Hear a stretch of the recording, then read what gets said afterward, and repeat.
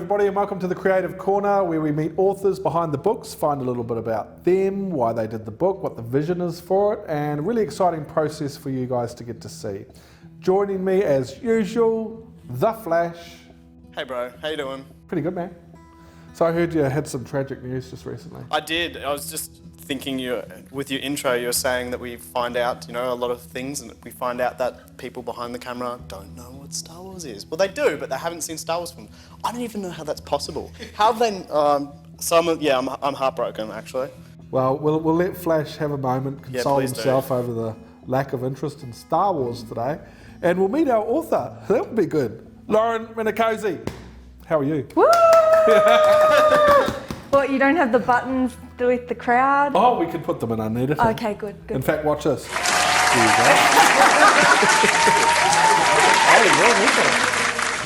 Hey, Lauren, tell us who you are. I'm Lauren Minicozzi, young 23-year-old. Still young, 23. Young, yes? Yes. Okay, don't want to rub it in too much. It's okay, I've got 3 kids older than you, so that's making me feel very old. Keep going. I grew up in a country town, small country town called, well, it was actually sort of between two. Tatura, which a lot of people probably haven't heard of, just outside of Shepparton. And then we moved when I was younger to Echuca, and that's where I grew up. And then I moved to the big city of Melbourne. I come from an Italian background, so very family orientated, lots of food, lots of family activities. My friends used to always laugh at me because every weekend I would have a family event. It would be like, oh Loz, what do you got on this weekend? Confirmation, christening, wedding, baptism, like what do you have? Always, all the time. So yeah, it was a lot of fun. But yeah, growing up I had a lot of insecurities and a lot of pressures I had popped on myself, which I didn't actually realise, and it all stemmed from one little incident when I was younger, and that pretty much just developed into something bigger as I tried to push it down and just ignore it. And then just growing up, it just took over my life pretty much, and then got me to a stage where I was just so unhappy within myself, got me into a really bad, dark place. You're going to have to unpack that. So what did it lead to? What happened? So pretty much when I was younger, I wouldn't say I was just your typical Italian girl who loved food. I had 2 nonnas, so not just 1, 2 nonnas, which meant double the food, double the love, and a lot of food. And so being young, I just ate whatever was in my sight. So I would go to one nonna, eat all her food. Then you'd go to the other nonna, eat all her food, and you just keep going. And it's like your senses weren't there. So like you could be so full and you don't even realize. You just keep going, you just keep unpacking and just, I don't know where, but you just found places to like store the food and you just keep going. I was a machine. So then growing up, when I went to primary school, and when we moved primary schools, I found I was with a lot more of Australians, whereas back in my old country town, there was a lot of ethnic background, so a lot of Italians, a lot of Greeks. Whereas coming from there, where everyone knew who I was, to a place where barely anyone knew, and I was associated with a lot of Australians whose parents let them do a lot of other things, whereas my parents, they were a bit more held tight. Being Italians, it was like, no, you can't do this, or you can't do that. It put me in a very unfamiliar setting. And I had been called fat a lot of times. Well, not a lot. There was one main incident with a young boy who actually said I was fat, and that just stuck with me till I was 22.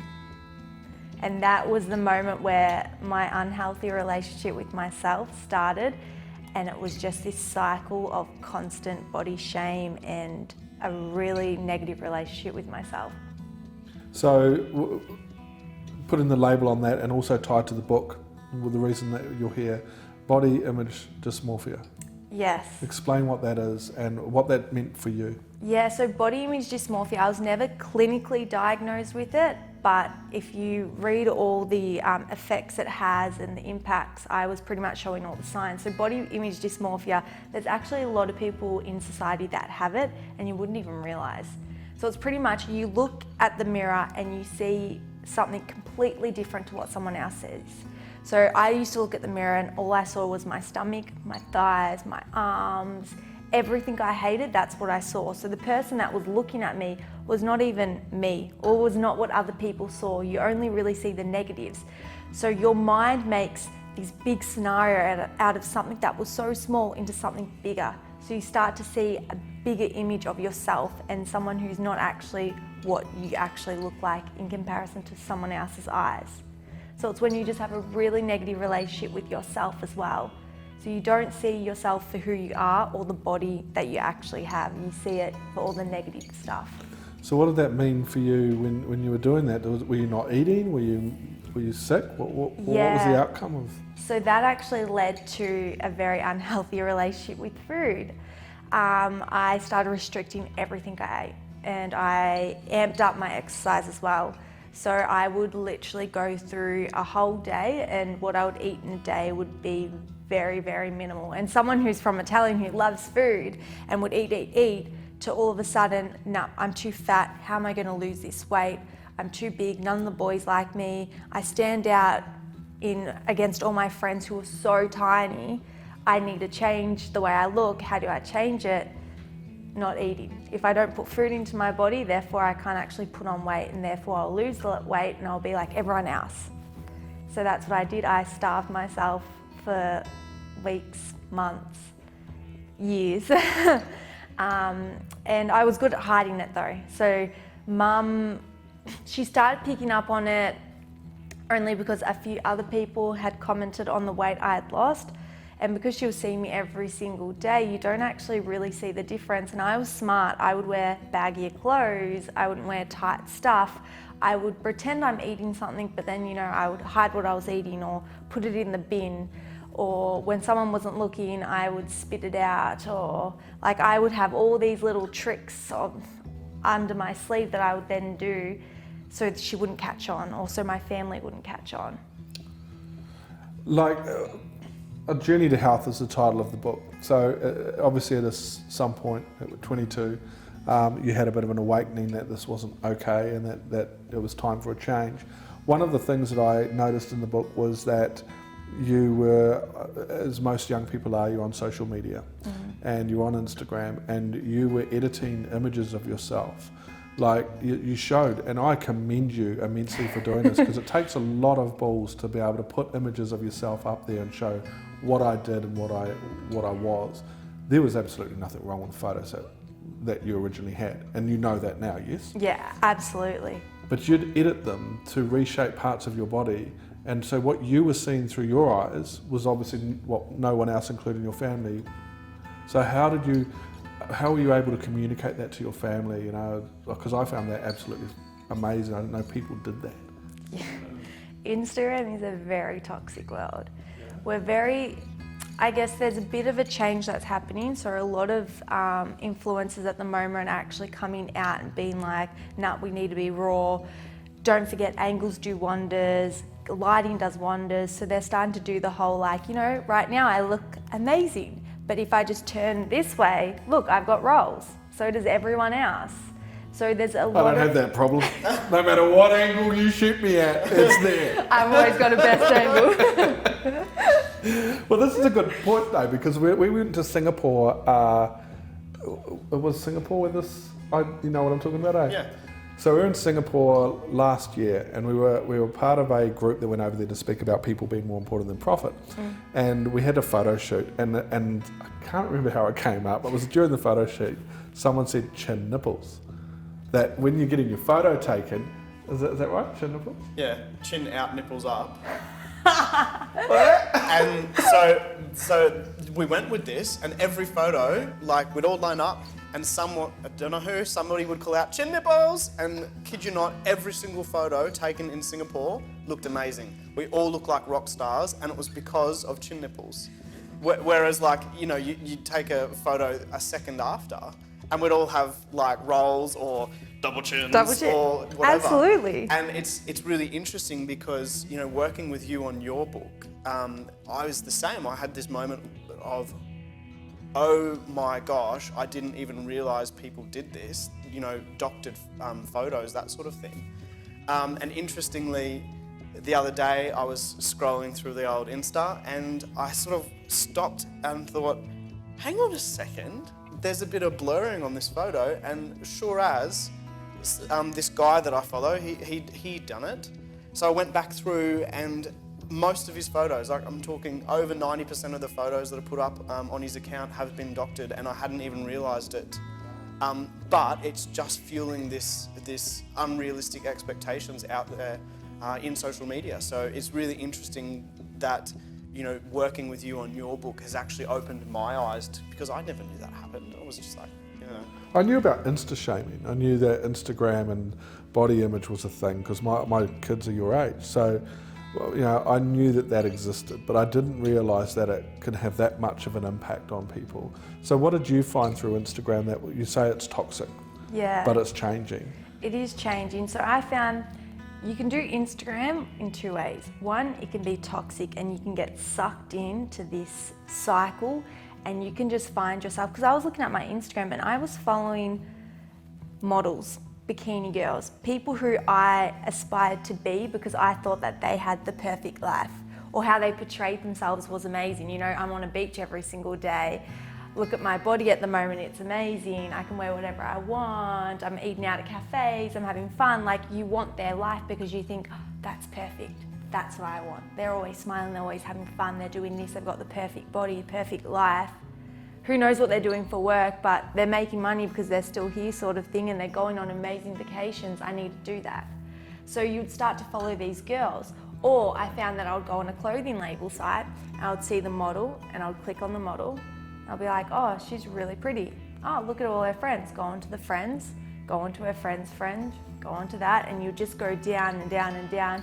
And before you know it, you've literally just lost a whole hour just looking through all these profiles, and you don't even realize, but subconsciously you're putting yourself down because you're actually comparing yourself, because you're looking at these people, and yes, they may work hard, and I'm not shaming them in any way, but you are comparing yourself to them because it's like, well, why can't I have that body? So to take that insight and to put that into a publication where other young people are going to be able to read a young woman's journey through this, where, as you've identified, your parents didn't really know and your friends didn't really know, that's going to give them a, oh my God, I'm not alone in this. Really? Yeah? Yeah. Is that the goal? That's what I'm trying to, that's the main aim. I found you think you're so alone. You think you're the only one. Like, yes, everyone has, I shouldn't say everyone, but a lot of society have body image issues or don't see themselves as who they actually are. But you don't really put two and two together, or you see something on Instagram and an influencer or a model or someone with a large following goes, I had an eating disorder. And it sounds bad or horrible, but you look at them and you go, yeah, but I can't resonate with you. Like, you've got this massive following, or you've still got this amazing body, or you're still a size 6. Like, I can't resonate with you. Like, no. And that's what I found. I would get these people who it's beautiful because they would open up about what they went through, but you couldn't resonate with them. So you wouldn't really get that relief, like, I'm not the only one. I'm not crazy. And you wouldn't get that. So I thought, you know what, if I've gone through this, guarantee so many others, and not even just females, males too. Males, you'd be quite surprised how insecure males are, because it doesn't get, unless you're Ocean Reef, okay. No, I'm thinking about somebody who always calls himself fat, Yeah. a male, and I always kind of get pissed off with them because I'm going, really? You know, have you looked at me? And I don't, like I said, I don't have an issue with that. I need to lose weight, but it doesn't knock me, you Yeah. know, or change how I approach things. So when I hear that, I kind of get a bit pissed and go, you know, look at you, man. You know, you've got nothing to worry about. So I do know that there are Yeah. guys out there with these issues. Yeah. It's crazy, like even looking like my brother growing up, he was Italian, loved Nonna's food, and so he was a bit bigger than the rest of his friends. And it was so interesting because when I actually spoke out and told my family what I'd gone through, he pulled me over and he was like, you know, I had issues like that. And I was like, what do you mean? He goes, and because I remember him getting so skinny at one stage and so fixated at the gym. He would be at the gym all the time and going through that phase. And he goes, I had body image issues too. Do guys do what you did on Instagram? Yeah. Oh, guys can do it. So I usually saw it where guys would do it because they feel like they need to be more bulkier. So they'd edit their photos? Oh yeah. Yeah, absolutely. Your life will change. Like I said, there was this guy that I was following on Insta. I didn't realise it until I did realise it, and then when I did, I went back and was like, oh my god, you can actually see like around his shoulders and then like around his biceps. I was like, how did I not see that that's totally inappropriate? Problem solved. I just need to, every time I put up something on Instagram, I'll just get like The Rock and I'm all good. You know? yes. Have you got a question for Lauren the Flash? I do. I mean, so obviously you wrote this book because you felt that you couldn't connect with those kind of people who you felt were saying the same things that you were. And is that your target audience? Is that who you're trying to reach? Like, Yeah, it's an interesting question because I find with my target audience, it is anywhere, I would say females and males. I tried to keep it very open with when I referred to people in my book, so I don't just say females all the time because males can definitely relate to elements of it.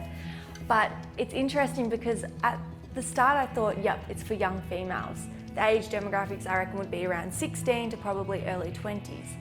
But then as I started speaking to people, and I found that when I was actually a trainer at the gym, I saw it in a lot of the older females, that I would be able to have such an amazing conversation with them, but see where their headspace was, and it wasn't where it should be. And you think, wow, so not just, you know, the 20-year-olds born in that technology era, social media era do face this. A lot of older females do, 30-year-olds, 40-year-olds. So when I then look back at it, I was like, you know what? There's no age bracket where I can just be like, yep, it's definitely to this, because it's so broad, because there's elements of it that will be able to resonate to so many different people at different levels.